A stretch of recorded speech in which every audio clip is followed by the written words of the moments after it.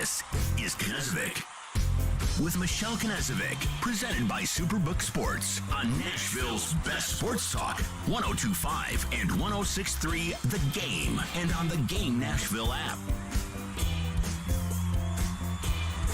Good Saturday morning, Nashville. It is the Michelle Knezovic Show without Michelle Knezovic this morning. Jared Cassidy in the studio behind the glass. Me. I am Junnie Riddle filling in the host chair today for Michelle Knezovic, who is feeling a little bit under the weather. Michelle, we hope you're feeling better, and we cannot wait to have you back in this chair next week. But the Michelle Knezovic Show is presented by the Nashville Jam Company in Berry Hill, Nashville's premier breakfast and brunch spot, and Superbook Sports, voted #1 sports book in Vegas. Download their app today.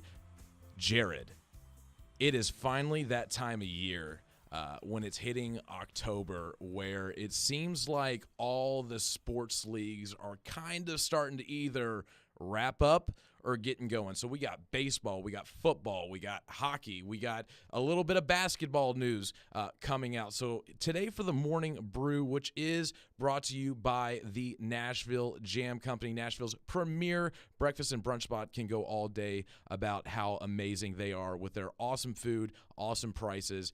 Check out Nashville Jam Company in Berry Hill.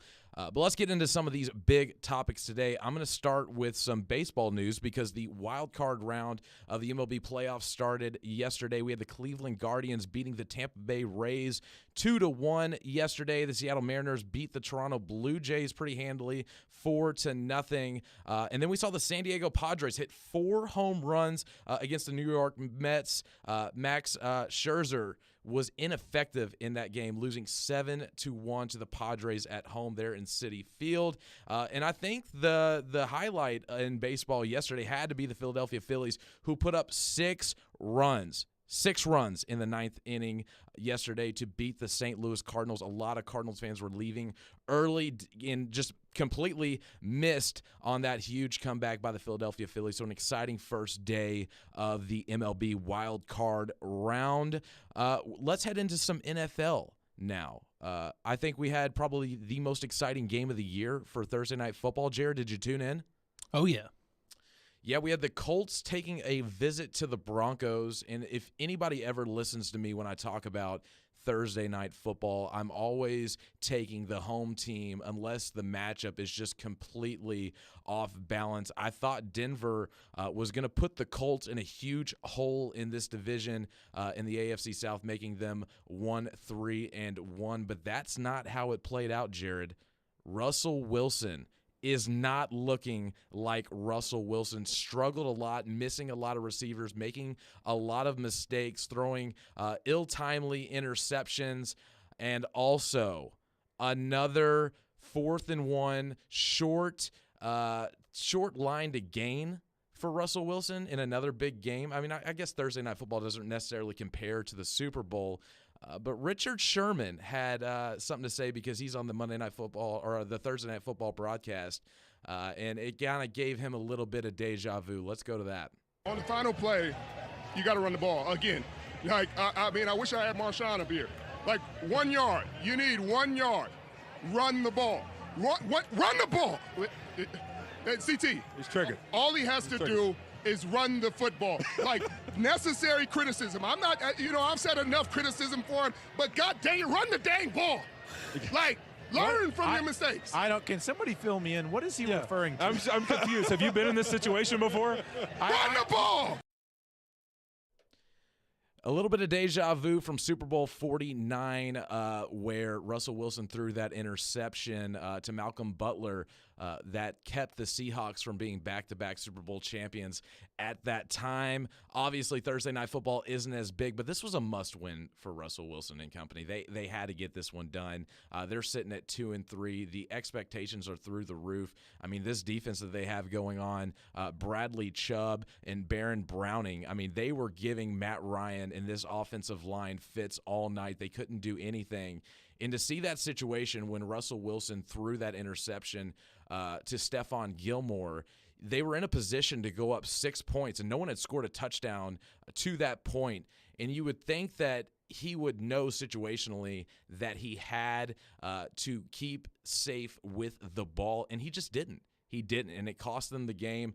The Colts end up going down, tying it, sending it to overtime, and then in overtime, they get the field goal, and then with that 4th and 1 stop inside the 10, it led to the Indianapolis Colts basically getting a break because they got outplayed the entire game there. So let's go to something here local as well. Memphis chokes at home to Houston, blowing a 19-point fourth quarter lead. I was listening to the radio this morning on the way to the studio, and I cannot verify this, but somebody on the radio had said, and I'd like to give credit where credit is due, but I just don't remember who it was. But teams in this situation going into the fourth quarter up 19 and above, Jared, were 0-129 so far on the college season until Houston at the Liberty Bowl pulls it off. Craziness, onside kick recoveries, making Memphis settle for field goals in the fourth quarter cost them, going in hindsight, their last touchdown they scored, they tried to go for 2 to make it 28-7. It ended up being 26. They end up losing by 1 point, and that is the difference. Every single point in this game matters, and Memphis found that out the hard way. Some other news is the Preds started their season 1-0 against the San Jose Sharks in Prague. Some of the new members had some really, really good games. Kiefer Sherwood with the first goal of the game. He also had an assist. We also saw Ryan McDonough with an assist in this game. He looked to seem to improve that blue line for the Predators. And another big acquisition was Nino Niederreiter. I think a lot of people are excited for this guy, the physicality that he brings at the wing position. Let's go and hear Nino Niederreiter's goal in the Predators' first game this season in Prague. I remember the one in the 7th game out there. Yes. That was not very nice. Here is Fabro breaking the shot and the score. Shot. Nino Niederreiter buried that. What a play. And look at net off the board. Yes. And here comes the man with the drill again. Exciting stuff. I mean, watching the Preds, especially the way they ended the season last year. I remember a game that they actually had against the San Jose Sharks, and the San Jose Sharks are a sorry hockey team. They're flat out not good. The Preds did what they needed to do. The Preds improved this offseason with those 3 guys that they added to this roster, already a good core that they had. Another guy that looked good yesterday was UC Saros. And that's something that a lot of Preds fans don't bring up when they talk about the exit to the Avalanche and losing 4-0 in that opening round series. They didn't have UC Saros in that game. And I'm sorry, Preds fans being up in arms about the Preds getting swept in the first round by the eventual Stanley Cup champions without their, Vezina finalist goalie. What are we super mad about? He's finally here. They've added some acquisitions. It's super exciting for the Preds. And Jared, we were talking about before the show how we really like the defensive pairings that they have going on. I like Carrier with Yossi. I think him kind of coming off his rookie All-Pro, the rookie All-Pro team season, pairing him with Yossi, and then having veterans like Ekholm and McDonough on that second blue line there. I think that's going to be a really huge adjustment, and I think we're going to see much improvement from the Preds defenders this season. And if we get a healthy UC Saros, I mean, this could be a very well-balanced team that should be at least the third in the Central Division. Like I said, they should have a lot of higher hopes. But probably the biggest sports story that came out yesterday was surfacing all over Twitter. We're going to move to the last big-time Major League Sports league, and that is going to be the NBA, where we got a video that was released by TMZ of Draymond Green punching Jordan Poole in the face. Jared, what was your reaction? Did you see that on social media, him punching him in the face? Yeah, I mean, that was terrible. Draymond Green has no place to do something like that. I don't care how heated you can get. I mean, look at Michael Jordan when he hit Steve Kerr. They tried to keep that as low as they could. That was all an internal thing. I saw where they're saying that they're investigating to see where the video came from, to see because it was released. Shouldn't matter. It shouldn't happen. They shouldn't have been put in that situation. I mean, he came out of nowhere like he was talking to him. It's like a lunchroom school fight.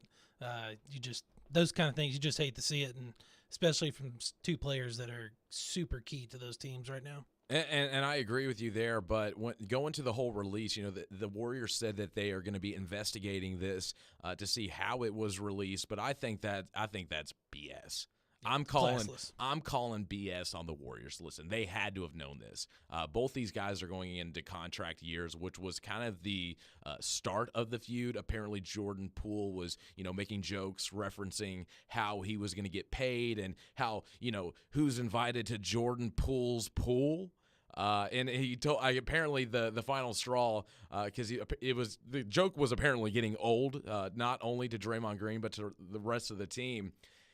And apparently he told Draymond that he wasn't invited to Jordan Poole's pool, and that's why. So, maybe Draymond just wants to go swimming or something. I'm not sure, but I agree with you. I don't agree with teammates punching other teammates, but, at the same time, we know who Draymond Green is. Right. We know he is the vocal, the physical leader of this team. He's the backbone. He's the bulldog of the team. Exactly. And if you're, a younger guy who's, your stock is rising and you're looking to get paid in the offseason, I don't think Draymond Green is the guy that you want to pick a bone with. Not saying what he did was right. I'm not saying what he did was right, but at the same time, Jordan Poole, you play stupid games, you win stupid prizes. Guys, we have some huge SEC matchups, probably none bigger than Tennessee going to Death Valley today to take on the LSU Tigers. When we come back, we are going to dive into that game and what it's going to take for the Vols to get a huge win on the road going forward with their SEC schedule. Silly Underdog Picks is back. Get your friends and sign up today at thegamenashville.com. Pick the 3 football underdog teams each week you think will win for a chance to win weekly prizes. Like a pair of tickets to a sporting event or to a concert in Nashville. Oh, yeah! Go to thegamenashville.com or the Game Nashville app and sign up and play now. Then tune in every Thursday at noon for our expert picks. Silly Underdogs is presented by Volunteer Hose and Gasket. Genesis is actually a new beginning. Genesis Diamonds owner Boaz Ramon talking about why it's called Genesis. I love the symbolism of the name. It's a new beginning. Boaz wanted the name of his company to mean something, to reflect his core values and the importance of starting relationships for people in love, as well as the relationship he wants with each and every customer. It's a new beginning in their life for the relationship between us, the jeweler, the Genesis Diamond, and the customer, and it should last forever. Everything we do is for the customer. Walk into Genesis and you can feel it. Genuine people who are solely focused on celebrating the best moments of your life. It's not only my passion, it's my culture. Genesis is the book where God created the world, the day and night, the man and the woman. Every diamond engagement ring that we specially created for the customer is a new beginning for amazing, lasting relationship. Come start your amazing, lasting relationship today at Genesis Diamonds, Green Hills and Cool Springs. The Nashville Jam Company is already a super popular weekend breakfast and brunch destination. But with summer over, it's time to put the beach body away for a while. So for fall, they've expanded their offerings and added what they call the Meat and 3 menu. Yeah, cool weather and Southern comfort food go hand in hand. And the stars of this show are the hefty meatloaf, Southern fried catfish, slow-cooked pot roast, fried chicken, Salisbury steak, and a slew of other rib, stick, and delicacies. And they have salads, too, if you're into that kind of thing. Come see the new menu Monday through Friday from 10:30 till 2. Now is a fantastic time to sell in Nashville, but you can't do it without the intel. And no one has better intel than the Gary Ashton team. You may be wondering, what is this intel I keep hearing about? Intel so you can sell your home without any staging or showings. Intel on where to find your next home so you can sell your current one while the market's hot. Intel that helps you win the buyer battle and cash in on your home equity now. Everyone else is getting the same information and competing for the same properties. GaryAshton.com gives you the edge with the best real estate intel in Nashville. No one else even comes close. Plus, the Gary Ashton team is the official real estate agent for the Preds. Get the confidence to sell your home and find your dream address without the stress. Call the Gary Ashton team with RE/MAX Advantage today at 615-301-1650 or visit GaryAshton.com. And remember, don't sell without the intel.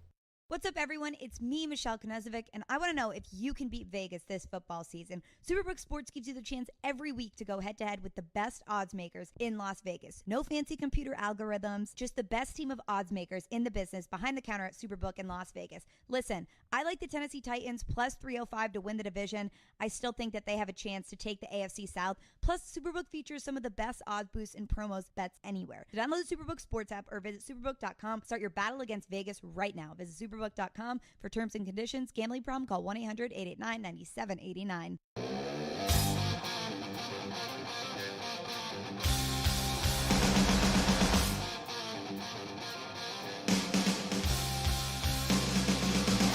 And welcome back to the Michelle Knezovic Show this Saturday morning. A big SEC game as the Vols travel to Death Valley again to take on the LSU Tigers.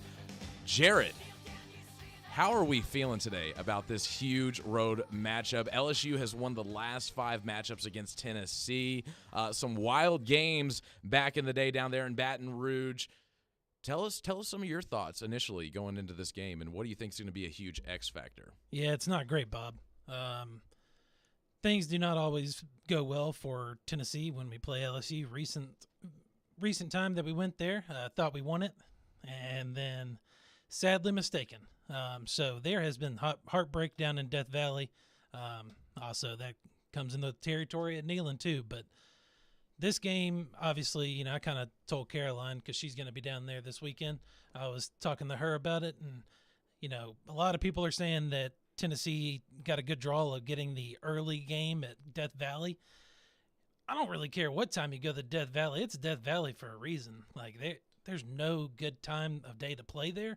If it would have been the nighttime, I would have gone ahead and chalked it up to LSU beating them just because the night atmosphere there, it's just like Bryant-Denny Stadium. Like the night atmosphere there is just incredible. So you really think the time of the game and the kickoff is going to have some implication onto how it's going to play out? I mean, I'm not saying it's like the end all be all, but I mean it can. I mean, think about it too. Like I saw where alcohol sales are going on at 9. So that's at 9, kickoff, a little bit later. That's still good. But if you're talking about that you've got an all day to prepare and people can get a little bit on the wild side, yeah, I just think Death Valley, I mean, I've been to that stadium. That stadium is raucous. It's loud. It's just like Neyland. I mean, any of these SEC schools, it's just, to me, it's so hard to play in just because they're loud. They almost all hold 100,000 people. I mean, like, yeah, that to me is just like, that's incredible. It's hard to get a win on the road in the SEC, and we're going to see if the number 8 Vols can go ahead and get that done down there. Weigh in on our phone line, 1025 The Game, phone and text line driven by WilsonCountyHyundai.com. Jared, I think the biggest X factor in this game, listen, I agree with you. I think the 11 a.m. kickoff was a blessing for the Vols. I think it is going to make a difference. You see it anywhere, whether it's college, NFL. Night games are just bigger. Being on at prime time just gives it a different feel, makes it feel like more of a big-time game, even though, these are 2 top 25 teams. LSU, although they did drop that first game in New Orleans against Florida State, they lost by 1 point, and they've been 4-0 ever since then, so they've been getting better. But I think this matchup comes down to each of these teams' secondary. I mean, we know Hendon Hooker is going to put up numbers in this game, but LSU's secondary is also very opportunistic in taking the ball away. On the other side of this, Tennessee's secondary is not taking the ball away, and they are letting up big chunks of yardage. Anthony Richardson probably had his best game against the Vols, and I think if he had a really good game, I think this could kind of set up Jaden Daniels to do the same thing potentially, and I think that's why this line is so close. Because, I mean, looking at it from the outside in, Tennessee's coming off a bye, and LSU barely scraped by to beat Auburn, and they're only 3-point favorites. I would have thought that Tennessee would have been at least a touchdown favorite in this game if they had somewhat of a competent secondary. Now, that can change. This is early in the season. Teams can get better. Teams can grow. Units can become more cohesive. But at this time, us sitting here, I got some worries about this Tennessee secondary being on the road, barely beating Florida in the way that they did. You're not going to get as lucky in some of these games, especially when you're going into one of the most hostile environments in all of college football. Whether it's 11 a.m., whether it's 6 p.m., it doesn't really matter. This crowd is going to be electric, and I think they're going to be really looking forward to do this, especially when historically this team has had your number. Yeah, and it's just crazy because they don't play each other that often. It's not like it's in your division or anything. You don't have to play them. I think it's been several years since we played them. But that stadium, no matter where you got to go into that stadium, no matter what time it is, it's going to be raucous. Brian Kelly is starting to figure things out down there. And for the sad part for going into today is that, like, Tennessee is going to be out Cedric Tillman. He was out in the last game. Obviously, they had the bye week like you just mentioned. I just read earlier that their hopes are to get him back for Bama, so that would be next weekend, so that would be a huge, huge help. But we obviously did good without him too. But like you said, the secondary for Tennessee has been a struggle for the last 4 to 5 years. It's been back a while. It's not just in this year thing, which is sad because if that's an area, it's just like the Titans. Like, if you know that your offensive line is an area of weakness, why can't you at least bolster it or at least have some kind of depth in place in case something were to happen? But it does scare me, but I still think the Vols had the better offense. I still think that today that's the way that they're going to go. I think that just hit them in the mouth, hit them fast. If they get out to a hot start, I think they can keep the momentum, but you just never know. LSU's tough. LSU has gotten a bit better as the season has rolled along, but a lot of first half slow starts for them. I mean, we've seen it against Auburn. We've seen it against Mississippi State.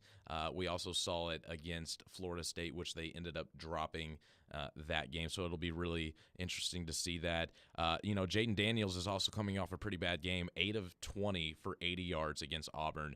So that is also something to look at. But another quarterback in the SEC that I really want to get into, because Mel Kiper had some interesting comments on this, talking about who he thinks is going to be the number one quarterback to be selected off the draft board this upcoming spring in 2023. And his answer kind of shocked a lot of people in the sports world, and you and I were also discussing this prior to the show, that he talked about Kentucky's Will Levis, and I think that that's interesting timing considering that he had 2 fumbles against Ole Miss on the road, which cost the Wildcats that game. What do you think of Mel Kiper's comments about Will Levis being the first quarterback off the board? Man, I just think it's a little bit of a reach at this point, but I mean, Mel Kiper obviously has been doing this for a long time, but he's also been wrong. Yeah. So that's the part, is that I don't know. Will Levis is good. I'm not saying that he's not. I just think that there's some better options, I think, at quarterback. I mean, just around like the SEC alone. I mean, then you go up into the Big Ten, all these quarterbacks up there. You have some Pac-12. I mean, like, these quarterbacks can sling the ball, and Will Levis to me is just, I'm not saying I'm not impressed, but I could see top 5. I could even maybe see top 3 quarterbacks, but to me right now, it's just a little bit of a stretch to go number 1 overall. So just to preface this statement, I would like the audience to know that I am born and raised in Louisville, Kentucky. I grew up a Cards fan essentially my entire life. It was self-chosen because my dad's a Kentucky fan. So I chose the Cards, and I was the only one in my family that decided to do that because my mom and sister don't care. But just to say this, I mean, it's a heated rivalry. And I have no love lost for the University of Kentucky in any sport whatsoever. But Mel Kiper has a point. And this is where I'm going to get at. Listen, we're looking at Will Levis right now. We're seeing what he's doing at the college level. How many times have we seen a quarterback in college that didn't perform as well go into the NFL and get put into a situation to where it brings out his strengths, and he's surrounded by a cast to where it enhances his skill? I look at Will Levis kind of like I look at a Josh Allen. I really do. When it comes to his height, his weight, his mobility, his arm talent, all of that is there. It's just he's got to put it together. And I think that's going to be part of the reason is where is this guy going to get drafted? If he gets drafted into a good situation to where a team is patient and develops him, I can see this. I really can. Like Josh Allen, to me, a couple of years ago when I was still in college, I wasn't really diving into all the history of the NFL. And I just looked at what he did in college, and he's from Wyoming, and he didn't even throw for 60% completion at Wyoming. Like he's going to be no good. And then he comes to the NFL, struggled in 2018, kind of picked it up a little bit in 19, and then in 2020 and 2021, he had shown that he's one of the better quarterbacks in the league. I think Will Levis can be like that, and that he can develop into something like that. Right, and I'm not saying that and I don't want people to take that the wrong way. Like, I have no problem if he is the number one pick. That is, like, even being a Tennessee fan, I'm all down for that. My biggest thing is that, like, I agree with you as far as the Josh Allen, but I would go a step further and say that he was like a Mac Jones 2.0. He's like an upgraded version of Mac Jones. If he finds the right place, like in the Patriots, where they're not asking him to chuck the ball 75 yards down the field every time, then he has the chance to make it successful. I mean, he does run a NFL-type offense over there. So, I mean, that's fine. But he needs to be in the right spot. He doesn't need to be somewhere where they're asking him to do too much, where they're asking him to be like a Jalen Hurts or like a Josh Allen, where it's like, hey, man, go win us this game right here, right now. You got to do it. I just think that, and obviously, if he can sit and get that rookie year under somebody that's maybe like a veteran style quarterback, it's only going to set him up to go up. So, I mean, I just think that if he does go number one, he needs to go somewhere where he has a chance and an opportunity to succeed. I agree with you. I strictly think that the potential is there, and I can see why he is super high on boards. Kentucky's weakness is their offensive line, and I think that quarterbacks that struggle in college and don't always have all the weapons, it prepares them for when they struggle in the NFL. I mean, how many times have we seen, Alabama or Ohio State quarterbacks who had all the weapons, who had, 3 guys on their team that winds up in the NFL, kind of like Justin Fields. I think Justin Fields had a better receiving core at Ohio State than what he has now with the Chicago Bears. Yeah, I would agree. And it is showing dividends. So when you have it all in college, it doesn't always help you translate into the NFL. We will be getting into our SEC and NFL picks later on today, but the Titans have a huge matchup on the road against the Washington Commanders, where they could potentially win their 3rd straight game and go above 500 for the first time this season. We'll get into that. This is the Michelle Knezovic Show on 102.5 and 106.3 The Game.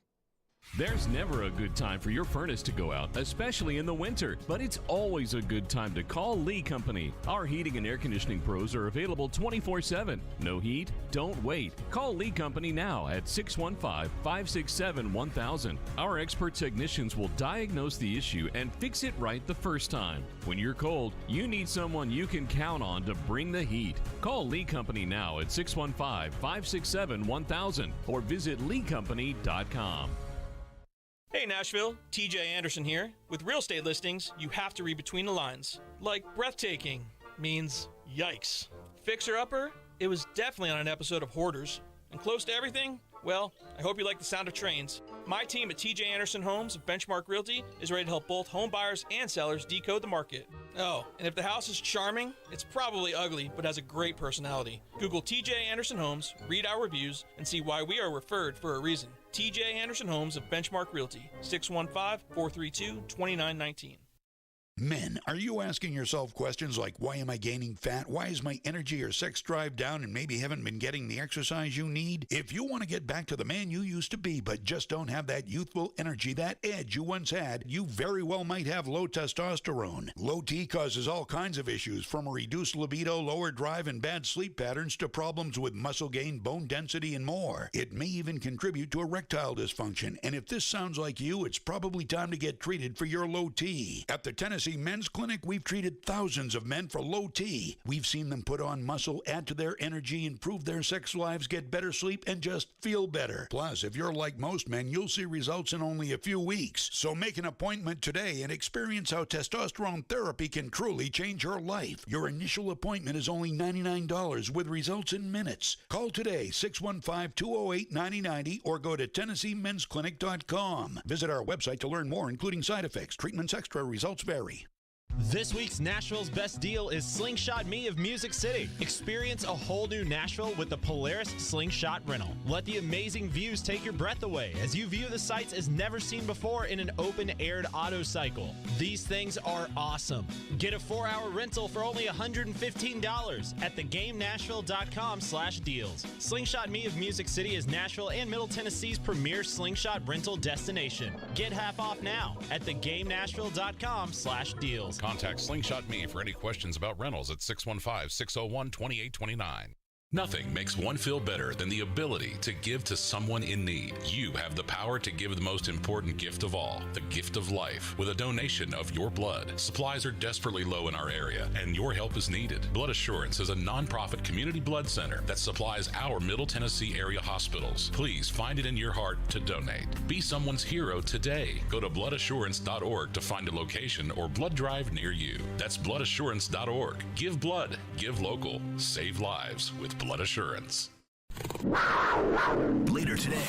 There's a pass down the middle, breaking in. Big stop is made by Saros there. The Predators continue their series in Prague against the San Jose Sharks. Score! Philip Forsberg puts the Predators up. Pre-game at noon.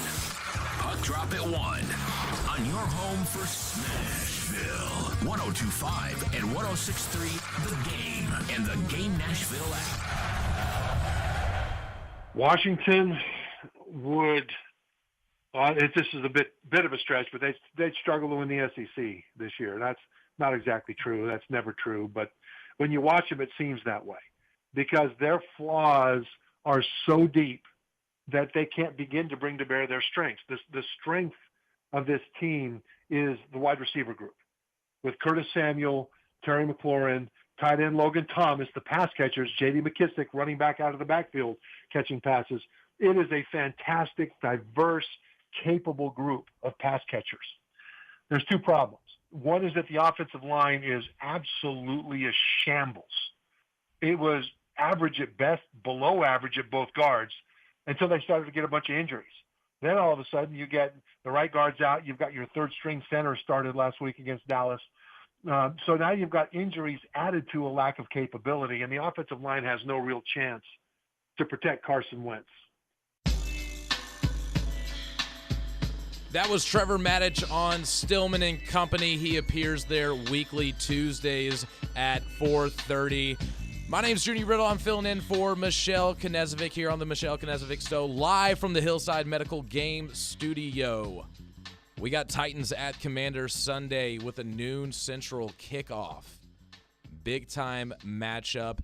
The Tennessee Titans have been surprising me all season long, Jared. It's kind of been killing me because, you know, I keep up with this team to a T. I know every single player on this team. I watch all their transactions. I watch what they're doing in practice. And yet, I am 0-4 on the season when it comes to picking the Titans. Listen, I don't think a lot of people have a lot of winning records right now when it comes to picking the Titans. I think the first 3 weeks definitely had us jumbled up. I think last week was a 50-50. You could have went Colts, you could have went not, but I'm 0-4. I'm 0-4, so I need to step it up. Maybe I should think about what I don't think is going to happen and then just make that my pick. But either way, But what a good win for the Titans heading up to Indianapolis. Another good first half showing for the offense. Again, the defense, held it down in the second half to keep the Colts from coming back and winning that game. But some of my observations from the Colts game, shout out to the Titans' run defense. I called them out on last week's show. I said you let up 7 yards a carry versus the Buffalo Bills. You let up 4 yards a carry, 7 yards per carry against the New York Giants. I apologize. 4 yards a carry versus the Buffalo Bills, who do not run the ball, and Josh Allen didn't run the ball that much in that game because he didn't have to. And then you let up 5 yards a carry versus the Las Vegas Raiders, who are also not known for running the ball.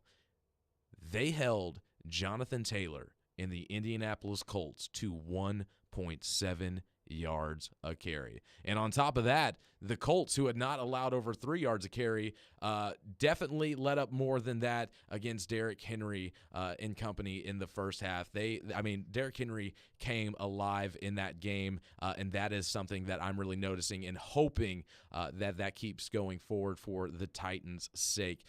David Long Jr., underrated inside linebacker. I mean, he's flying around making plays in the run game, the pass game. He's quick, man. He is, and he has an instinct for the ball. Very underrated guy, late-round draft pick.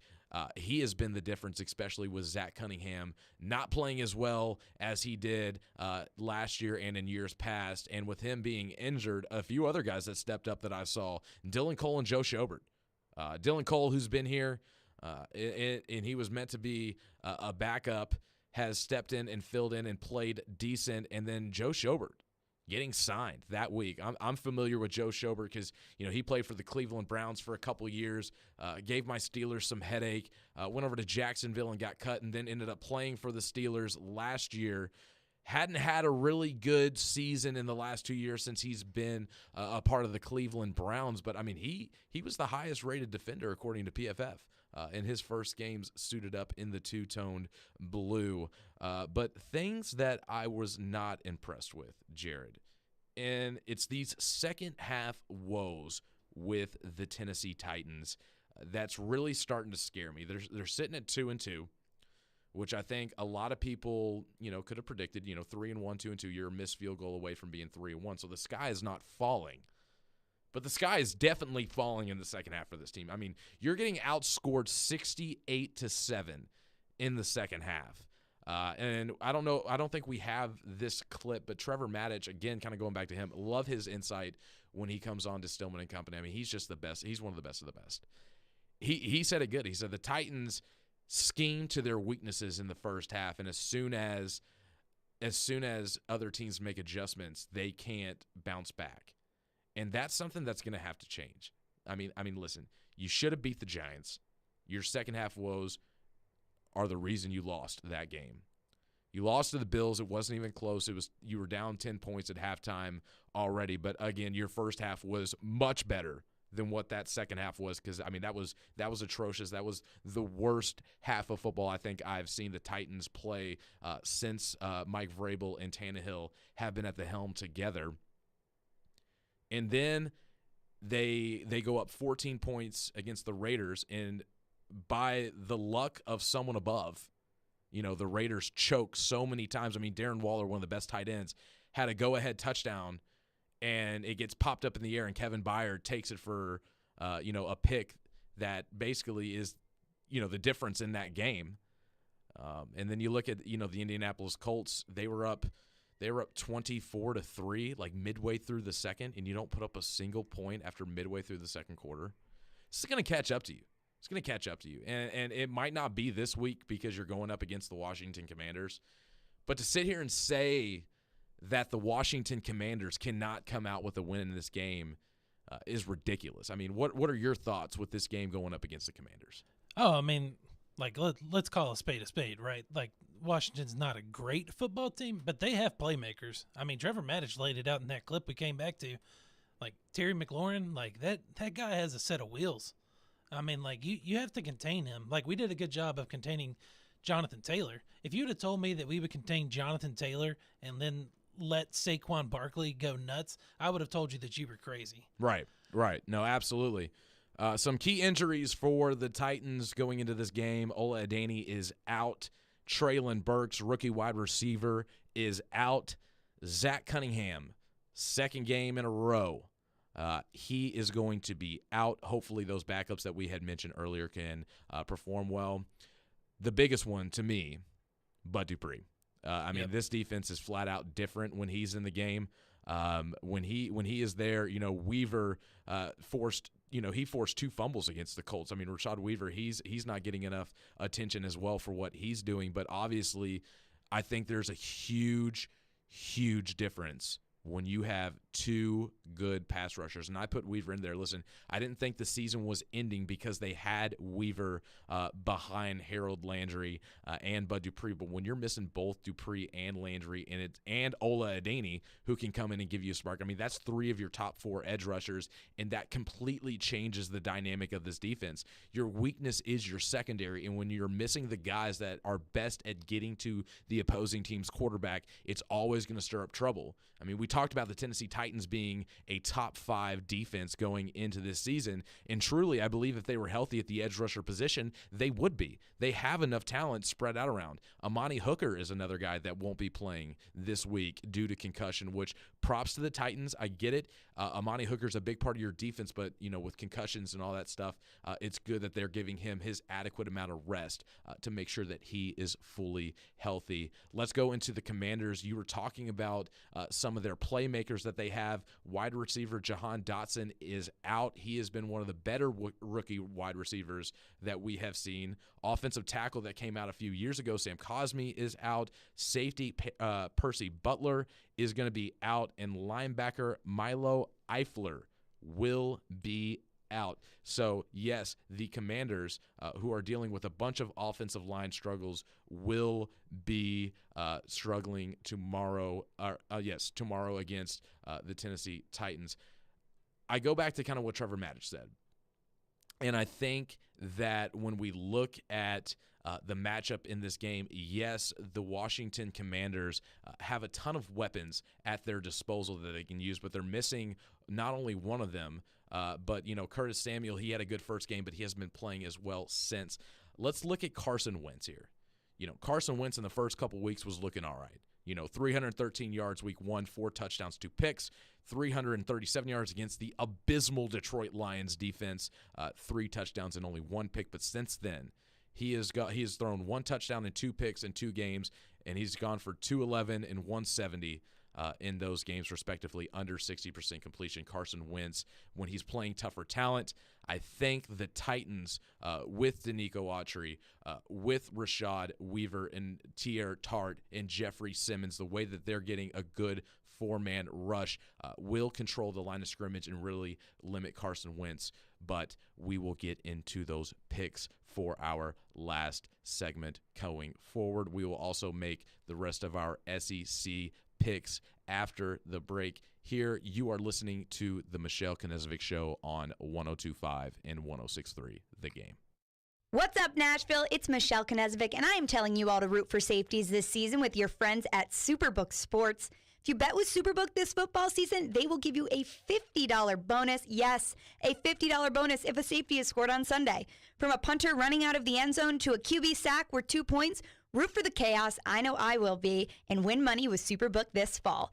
Download the Superbook Tennessee app right now and start rooting for 2 with Superbook Sports. Visit superbook.com for terms and conditions. Gambling problem? Call 1-800-889-9789. How can a half-carat diamond magically grow into a 2-carat diamond? With Genesis Diamond's 110% diamond upgrade guarantee. Our trade-up policy is the best in the United States. That's Stasia at Genesis, explaining how if you buy a diamond today and want to trade it in for a bigger one next year, Genesis always gives you back your original purchase price plus an extra 10%. We will gladly give you every single penny you paid for the diamond plus an extra 10%, which is amazing. No one does that. As a real-life example, take Stasia's customer Paul. When he first started, he got a half carat, and then as he became became more successful. We rewarded him. He came in and he got a 3/4 carat, and then he's traded for a carat. I'm sure I'll see him this year for a 1.5 carats. As they grow and change and become more successful, their engagement ring can grow with them also. And there's no catch, no minimum trade-up requirement, and it works on diamond studs and diamond pendants as well. You get every single investment dollar you put into the diamond, you will get an extra 10% towards the new diamond. Genesis Diamonds and luxury pre-owned Rolexes. You can trade as many times as you wish. Continuously voted best jewelry store and best place to buy an engagement ring. Green Hills and Cool Springs. Hey folks, Joe Exit here for FanDuel Sportsbook, letting you know now's the perfect time to download FanDuel, America's #1 sportsbook, because you can get a no-sweat first bet up to $1,000. That is free bets back if your first bet doesn't win. All you got to do is sign up with promo code Joe102. FanDuel, of course, has a lot of great things you can do. Money line, point spreads, player props. You can combine bets for the same game parlay. If you want to talk same game parlay Sunday, Titans, Washington football team. Jahan Dotson anytime touchdown. I think I might go there. I think Derrick Henry over on the rushing yards. I think he's got it rolling a little bit, and I would go Titans with the money line. This is all on an app that's safe, secure, super easy to use. All you got to do is sign up with promo code Joe102 for your no-sweat first bet. Again, promo code Joe102. Make every moment more this season with FanDuel, official sportsbook partner of the NFL. Must be 21 or older and present in Tennessee. First online real money wager only. Refund issued now. Double free bets that expires in 14 days. Restrictions apply. See terms at sportsbook.fanduel.com. Gambling problem? Call the Tennessee Red Line, 800-889-9789. Come out Saturday, October 15th to support Stars by running, walking, or boogieing. The Nashville Striders 22nd Annual Shelby Bottoms Boogie 15K and 5K Run Walk, or you can show your support and participate virtually. More information at starsnashville.org. We gather together in communities across the nation to remember and honor, to celebrate and support, to light the night. We are LLS, and when we walk, cancer runs. Find your local event at lightthenight.org.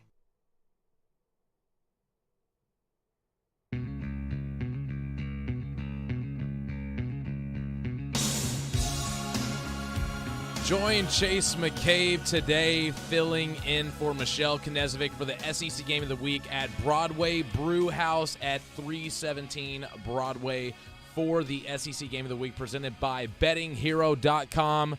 They're going to help you enjoy your experience betting on mobile and maybe even buy you a beer.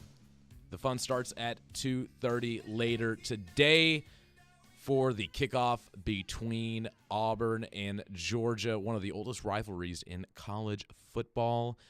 High spread today for that game. Not looking like it's going to be a close one like it has been in years past. But, Jared, it is that time that we start getting into our weekly picks, brought to you by Superbook Sports, the presenting sponsor for the Michelle Knezovic Show. Let's get into the big game. Let's roll. Kicking off at 11. Your Tennessee Vols are traveling down to Death Valley. We talked about it in the second segment of this show. The Tennessee Vols are 3-point favorites on the road, where they have struggled before in Death Valley. Jared, I am going with the Tennessee Vols minus the 3. I know that a lot of the big gambling guys are taking LSU, but listen, I just think this offense is too high-powered. It's going to be absolutely, by far, the best offense that LSU has seen all year long. Yeah, Mississippi State has a good offense with Mike Leach and company down there, but it does not have anything on Hendon Hooker in this Vols team coming off the bye. I think this secondary is going to get a little bit more time to see what this LSU offense is going to do. Give me the Vols minus 3. Jared, your pick. All right. Well, I will take the Vols minus 3, but I also like the over in this at 64. I think that there's a possibility that right off the bat early, these teams could come out, they could score quick, go back and forth for a little while, and then somebody ends up in a stalemate, and then we can kind of go back, get to that high scoring at the end. That's typically what an SEC battle is. I like the over, 64. I see the over. I see what you're saying there, but I think with LSU and their slow starts could have an impact on that. LSU's going to have to really get going in the first half to compete with this Vols offense if the over is going to hit. Let's get to our other SEC team right here in town. Vanderbilt is hosting Ole Miss at home, and they are 17-point home dogs. I am taking Ole Miss. listen, I took Vanderbilt on the 40.5 against Alabama on my first day on the show. I'm not doing that again. After what I saw from Ole Miss last week against Kentucky, if they're going to beat Will Levis and that team like that and get the turnovers that they did, I think that they are going to run away with this one there at Vanderbilt's football stadium. What do you got for this game? All right, well, for the second week in a row, I will take the Ole Miss Rebels. Last week, I took them against Kentucky. You and Michelle had picked Kentucky. I took Ole Miss. That's the one I told you about. But did you do money line or did you do it on the spread? Because Kentucky did cover that game. Yeah, no, I just took the money line on that one. Okay, but you got lucky. But for the second week in a row, though, I will take the Fighting Lane Kiffins. Just Ole Miss is just a better team. They got the better offense. They can just tough for Vandy. Vandy's had a good season, and I think it can continue, but Ole Miss is too powerful. You can hear this game on 93.3 Classic Hits starting at 1:30 today. Our sister station, 93.3 Classic Hits, the home for Vanderbilt football. Awesome stuff over there. Let's get into the NFL here for our Tennessee Titans here locally. 1.5 point favorites for the Titans. I really, really, really like this line because I thought they were going to be bigger favorites on the road. I don't like big road favorites, but the fact that it's only 1.5, I'm taking the Titans here. Hopefully this is what changes for my tide of picking the Tennessee Titans this year, that I can finally get on the winning end for this team. I think they go in and do it. I think they control the line of scrimmage on both ends of the ball, and that is going to be the difference. Derrick Henry, I think, will rush for over 100 yards in this game and will continue gradually getting into his routine. And like I said, Rashad Weaver, Danico Autry, I think they're going to give Carson Wentz hell. Give me the Titans -1.5. Jared, your pick. Yeah, I'll take the Titans as well. Yet again, better team. Washington tends to shoot themselves in the foot. It's all about sustaining what you can. I believe that Derrick Henry will also have a big game. I would also maybe even sprinkle a little bit of something on a Robert Woods touchdown. Ooh. Got him involved last week off the bat. I think that that's a possibility for this week as well. A little quick strike. What do you think? I didn't mention Robert Woods earlier. I am taking the Titans -1.5.